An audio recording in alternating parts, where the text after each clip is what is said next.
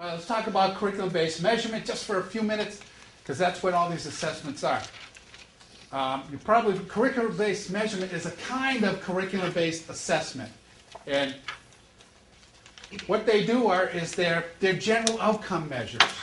So as we said earlier, they're not diagnostic in the sense of helping figure out why this youngster can't name those letters or why their reading fluency is below where we would expect. We have to go beyond that as professionals for those few kids who don't do well on the screenings. But they do well pick them up. How many, we all raised our hand and have kids. How many of you had the youngster who, middle of the night, wakes up screaming? You pick them up, in about 2 seconds, they're all cool and quiet and everything. You put them back down, you go back to bed, hour later, screaming. So you're a knucklehead just because you're new to this, and this goes on for 2 days.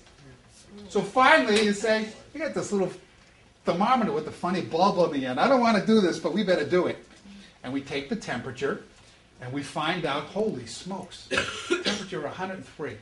So now we go to the pediatrician. I know there's a problem, because a temperature of 103, that's a bad thing.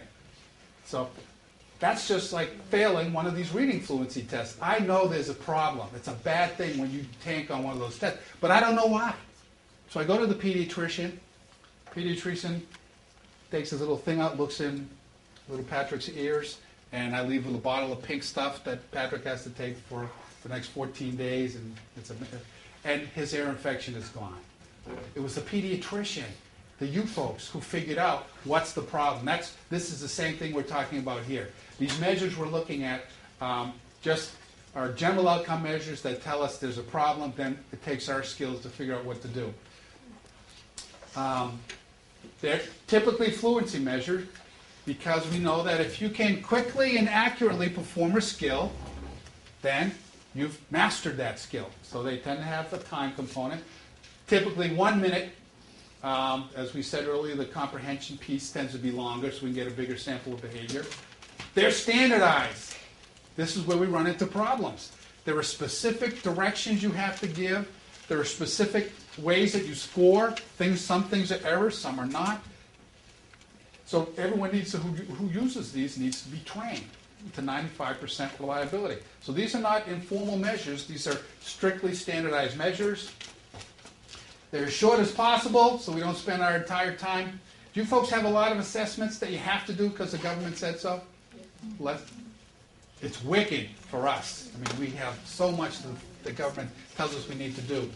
And this is really important. At first, when we present this to teachers, there's this groan. But then over time, they recognize the value of these assessments and the efficiency of them. They become, I mentioned on the way up, they become junkies. They can't wait to get the assessment data to find out how things are going. They're looking at competence at a single point in time. And this is important. As a psychologist who gets hired to evaluate a youngster, I know that I'm just getting a snapshot in time. I had a youngster, I showed up the youngster in the 3rd grade, and when I went to the classroom to do an observation in the morning, the teacher stopped me and said, I want to talk to you for a minute. So she told me that the youngster's grandmother had died over the weekend, but she didn't think it was a problem.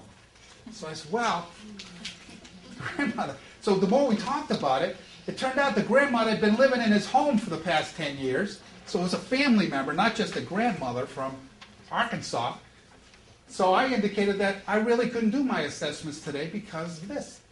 And she was convinced that it was not a problem. And I left, and they didn't call me back to do it again.